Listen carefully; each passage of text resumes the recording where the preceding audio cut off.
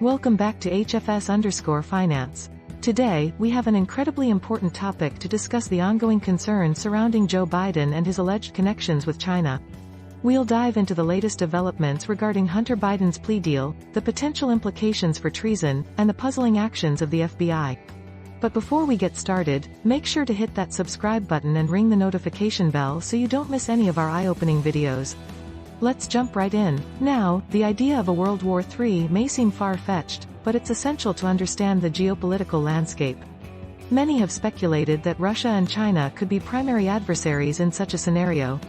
And what's concerning to some is the allegations of Joe Biden accepting money from China, whether it be considered treason or something worse than bribery.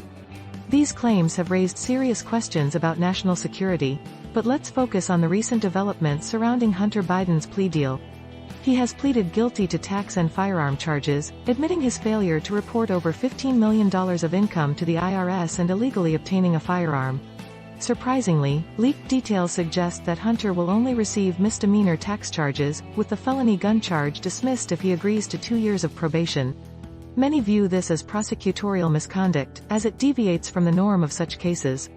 Now, let's examine the gun charge. Hunter allegedly lied on an ATF 4473 form when purchasing a gun, which explicitly states that violations could lead to imprisonment of up to 15 years and a hefty fine.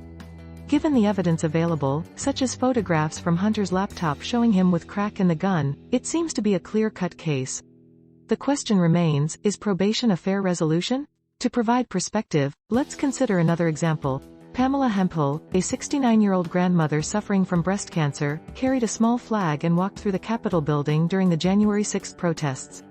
For her actions, she spent 2 months in prison. Now, let me ask you, does that seem fair? Does it appear that there is an unequal application of justice? This disparity raises concerns about fairness and consistency within the judicial system. Now, turning our attention to the tax charges, I want to offer a word of advice: never cheat on your taxes. The IRS has multiple avenues to come after you, and not reporting $15 million in revenue is considered tax evasion. Shockingly, one of the claims from a whistleblower suggests that Hunter would write off his expenses with prostitutes as a business expense. Such actions are illegal and should normally result in prison time. Additionally, recent revelations indicate that the entire IRS team investigating Hunter Biden was removed at the request of the Department of Justice, further fueling suspicions. We must acknowledge that we don't have all the details of the plea deal yet. However, one promising aspect in the Department of Justice's press release is the mention of an ongoing investigation.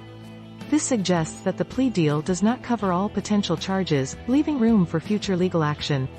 This provides a glimmer of hope for those seeking accountability. But let's shift our focus to the FBI's conduct throughout this ordeal.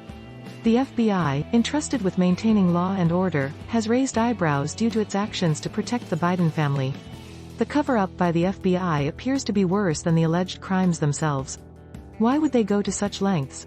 One potential key lies in a whistleblower named Miles Gual, currently being held in prison on weak fraud allegations. We must question why Miles Gual, a vocal opponent of President Xi Jinping and an enemy of the Chinese Communist Party, is still being held without bail, while individuals charged with significant fraud are released on bail. What makes Miles Gual's case so extraordinary? Intriguingly, Miles Gual was previously represented by none other than Christopher Wray, who is now the head of the FBI. This connection raises suspicions about Christopher Wray's actions and motivations. Prior to joining the FBI, Wray was earning a staggering $63 million per year as a partner at a law firm. This exorbitant figure is significantly higher than the average earnings of a law firm partner, indicating potential irregularities. It has been alleged that Christopher Wray was working for the Chinese Communist Party via a CCP-owned company called the HNA Group. The HNA Group had a multi-billion-dollar contract with Wray's former law firm, King & Spalding. These allegations suggest a possible conflict of interest involving Wray and his ties to China. Now, why is all of this relevant? It becomes crucial when considering Christopher Wray's consistent efforts to protect Joe Biden and his refusal to cooperate with Congress, withholding vital information like the FD-1023 form discussing payments to Hunter Biden from Ukraine. These actions beg the question: is Christopher Wray also involved in treason? It's a possibility that must not be overlooked. In order to shed light on the truth, Congress should summon Miles Gual and question him regarding the potential connection between Joe Biden and the Chinese Communist Party, as well as the allegations of treason.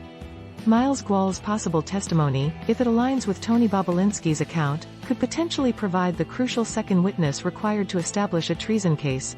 It's essential to get to the bottom of this and uncover the truth for the sake of our nation's security. I urge you, the viewers, to share this video far and wide. Together, we can ensure that this vital information reaches a broader audience, prompting discussions and demanding accountability. Don't forget to subscribe to our channel, as we continue to uncover the truth behind these alarming claims. Thank you for watching, and remember, knowledge is power.